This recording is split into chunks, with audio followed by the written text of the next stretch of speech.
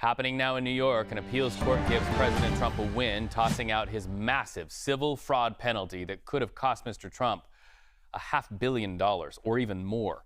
President Trump sounding off on that decision in a two-part social media post, saying in part, total victory in the fake New York State Attorney General Letitia James case.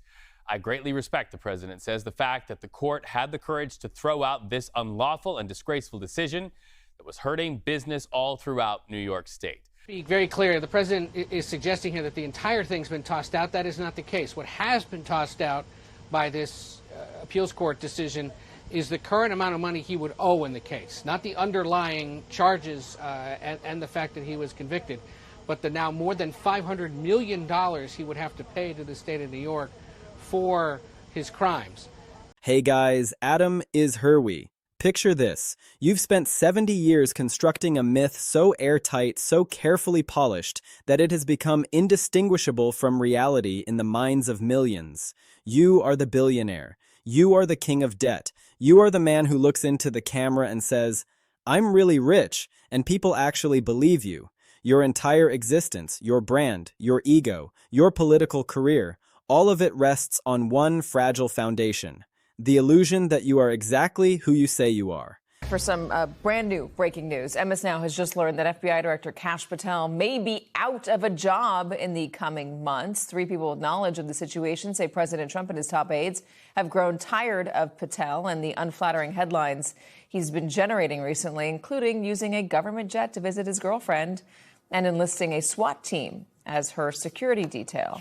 Now imagine watching that illusion shatter piece by piece in public while the whole world stares. Not from one dramatic blow, but from 1,000 tiny cuts. Subpoenas landing on bank desks, leaked documents surfacing in newsrooms, investigators pulling at threads in your financial history that you thought were buried forever. And what they're finding isn't just embarrassing, it's devastating. Hidden accounts nobody knew existed. Offshore structures with no clear purpose. Loans that defy all logic. A banking relationship so bizarre it raises questions about what, exactly, the bank expected in return. And Donald Trump, the man who built his life on never showing weakness, is losing control. Because this isn't just about money anymore. This is about identity. This is about exposure. This is about the terrifying realization that the mask isn't slipping. It's being ripped off by force. And underneath, there's no billionaire. There's no genius dealmaker. There's just a man who spent decades hiding the truth, now watching it pour out whether he likes it or not. Let's be crystal clear about what's actually been dragged into the light. We aren't talking about rumors or speculation or partisan hit jobs. We're talking about hard, verifiable records, bank statements, loan documents, financial disclosures that Trump was legally required to file but never wanted anyone to read. Accounts at institutions like Signature Bank, Capital One, Bank United, and First Republic, places you've probably never associated with Trump's financial empire because he never wanted you to. We're talking about money market accounts with balances in the low 7 figures, savings accounts with $250,000 sitting there, checking accounts that went dormant. None of this is illegal, of course. Rich people have multiple accounts. That's not the point. The point is that Trump spent decades telling Americans he was so wealthy he didn't need anyone's help, so self-sufficient he couldn't be bought, so independently rich he was immune to pressure. And yet his actual banking footprint tells a very different story. It tells a story of complexity, of money scattered across multiple institutions, of balances that for a supposed billionaire are almost embarrassingly modest. It tells a story of a man who wasn't just sitting on a golden throne of cash. He was moving money around, managing relationships, juggling accounts like someone who needs to keep his financial life deliberately opaque. And that opacity? It's intentional. It serves a purpose. It makes it harder for anyone, regulators, investigators, journalists, the public, to see the full picture. And the only reason we're seeing any of it now is because courts pried it loose from banks that would have preferred to keep it sealed forever. Then there's Deutsche Bank. And this is where the story shifts from mildly uncomfortable to genuinely alarming. Deutsche Bank lent Donald Trump and his companies more than $2.5 billion. That's not a loan. That's a lifeline. And they extended it to a man who had already defaulted on hundreds of millions in previous loans. They extended it after he literally sued them. They extended it when every other major financial institution on the planet had slammed the door in his face. Think about that. If you or I defaulted on a loan, we'd be blacklisted. Our credit would be destroyed. Banks wouldn't return our calls. But Trump? He defaulted, and Deutsche Bank gave him more money. He sued them, and they kept lending. What kind of relationship works like that? What kind of bank keeps throwing billions at someone with a proven track record of not paying back what he owes? These aren't rhetorical questions. They're the exact questions that congressional investigators spent years trying to answer. In 2019, the House Financial Services Committee and the House Intelligence Committee issued subpoenas to Deutsche Bank demanding records, tax returns, and any documents related to Trump or his immediate family. They wanted to know about potential foreign money flowing through those accounts. They wanted to know if Russian oligarchs or other shady actors had used Deutsche Bank as a conduit to Trump. They wanted to know whether the President of the United States had financial entanglements that foreign adversaries could exploit. Deutsche Bank fought the subpoenas. They dragged the process out. But eventually, a federal judge ruled against them, stating plainly that Congress had a legitimate legislative interest in scrutinizing Trump's finances and potential foreign connections. And when Deutsche Bank finally complied, they confirmed something explosive. They possessed tax returns responsive to the subpoenas. Tax returns belonging to Trump or his immediate family. Documents that Trump had spent years refusing to release voluntarily, insisting they were under audit, insisting nobody needed to see them. Documents that suddenly, through the force of law, were handed over to investigators. We still don't know everything those documents contain. Much of the material remains sealed or protected. But the fact that Deutsche Bank had them, the fact that courts ordered them surrendered, tells you everything you need to know about the gap between Trump's public image and his private reality. Now add the offshore dimension. The Paradise Papers. You remember that leak? Hundreds of thousands of documents spilling out of offshore law firms and financial institutions, exposing how the global elite hide wealth in tax havens, shell companies, and opaque entities designed to frustrate any attempt at transparency. Trump himself wasn't prominently featured in those documents, at least not by name. But people in his orbit were. Business partners, associates, figures tied to the tangled web of Trump's international deal-making.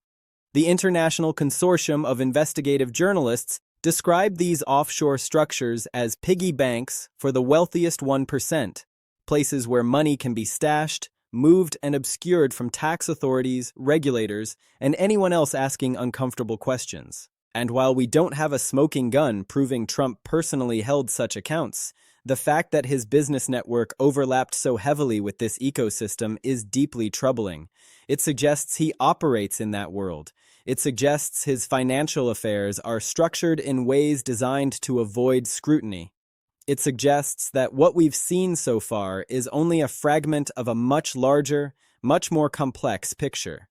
House investigators, according to detailed reporting from ProPublica, were specifically focused on whether illicit funds or Russian-linked money flowed through Deutsche Bank into accounts tied to Trump and his companies.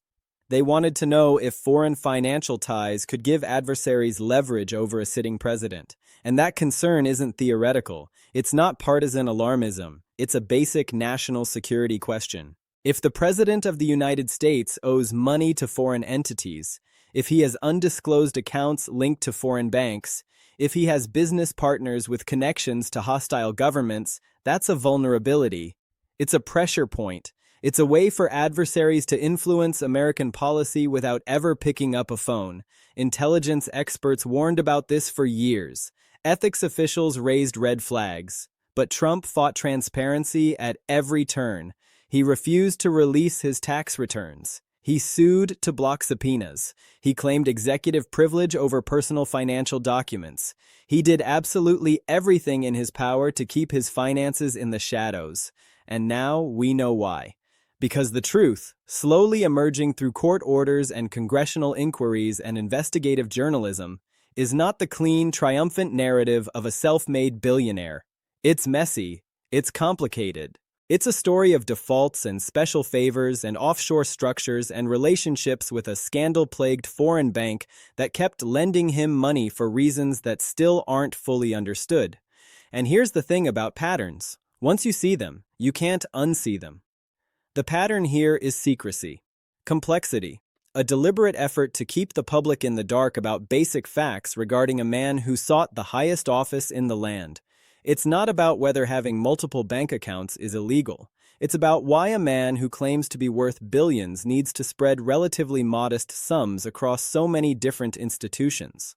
It's not about whether Deutsche Bank's lending practices were technically above board. It's about why they kept extending credit to someone with a well-documented history of default and what that says about the real state of Trump's finances. It's not about whether Trump himself signed the Paradise Papers. It's about the fact that his business associates did, that his deal-making world is the deal-making world of offshore entities and shell corporations and money moving through jurisdictions designed to prevent anyone from following the trail. These aren't isolated details. They're threads in a larger tapestry.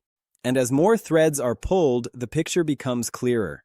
It's not a picture of a successful businessman who doesn't need anyone's help.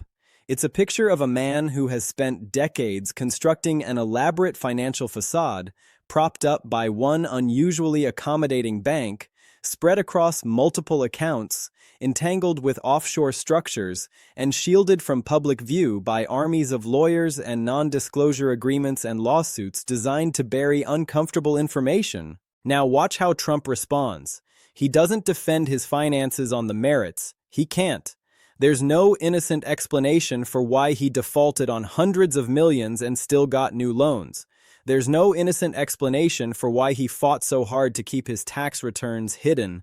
There's no innocent explanation for the complexity and opacity of his financial arrangements. So instead, he attacks. He calls the investigations witch hunts. He calls the journalists scum. He calls the judges who rule against him partisan hacks. He insists over and over that it's all a conspiracy to destroy him, that he's the victim, that the deep state is out to get him. And maybe some people believe it. Maybe his base will always believe it. But for everyone else, the reaction is different. It's the reaction you have when you watch someone caught red-handed and still insist they've done nothing wrong. It's not convincing. It's not persuasive. It's desperate. It's the flailing of a man who knows the truth is coming out and can't stop it. Because here's the brutal reality that Trump faces. These aren't allegations. These aren't accusations. These are documents, bank records, loan agreements, financial disclosures, tax returns. This is paper. This is evidence. This is the stuff that actually exists, that was pried loose from institutions that wanted to keep it private, that was forced into public view by the legal system and the press. You can call a witch hunt all you want, but you can't call a bank statement a lie. You can't call a tax return fake news. The documents speak for themselves, and what they say is devastating to the identity Trump spent a lifetime constructing. Because this isn't just about money, it's about credibility. It's about whether the American people can trust that their president is who he claims to be. Trump built his political career on being the straight-talking outsider, the guy who tells it like it is, the successful businessman who will run the government like he ran his companies. But the more his finances are exposed, the clearer it becomes that his business career was not what he claimed. He wasn't a genius deal-maker. He was a man with a special relationship with one unusually lenient bank. He wasn't independently wealthy. He was juggling accounts and loans and debts in a complex financial web that he desperately wanted to keep secret. He wasn't transparent. He fought transparency every step of the way, using every legal tool available to keep the public in the dark. And that matters. It matters because trust is the foundation of democratic accountability. If we can't trust that our leaders are being honest about basic facts, how can we trust them with nuclear codes? How can we trust them to make decisions that affect millions of lives?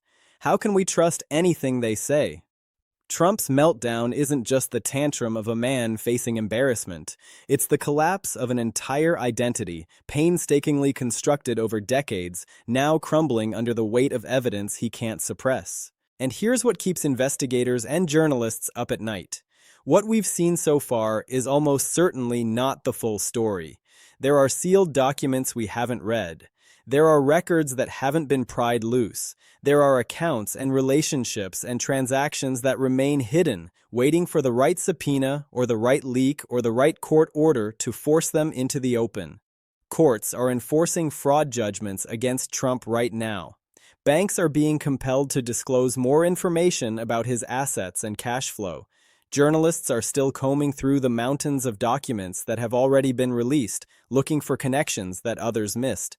This story isn't over, it's barely begun, and every new revelation, every fresh disclosure, every additional piece of the puzzle that clicks into place makes it harder for Trump to maintain the fiction that he's just a simple businessman being unfairly targeted. Because the picture emerging is not simple. It's not clean. It's not the portrait of an honest billionaire. It's the portrait of someone who has spent a lifetime hiding the true nature of his finances and is now watching helplessly as the walls come down. So what happens now? The pressure doesn't stop. Courts keep ruling, investigators keep digging, journalists keep reporting, and Trump keeps melting down because melting down is the only response he has left. He can't explain away Deutsche Bank. He can't justify the offshore connections. He can't defend the complexity and secrecy that defined his financial life for decades. All he can do is rage against the people exposing him and hope his supporters don't look too closely at the evidence. But for everyone else, for the millions of Americans who believe in transparency and accountability and the simple principle that powerful people shouldn't be able to hide basic facts about their finances, the message is unmistakable. Trump's financial world is not what he claimed. It never was. And the more it's exposed, the clearer it becomes that the man who built his brand on being a billionaire was actually something else entirely. A man with secrets he couldn't protect. A man with debts he couldn't explain. A man with a carefully constructed illusion that finally, inevitably, collapsed.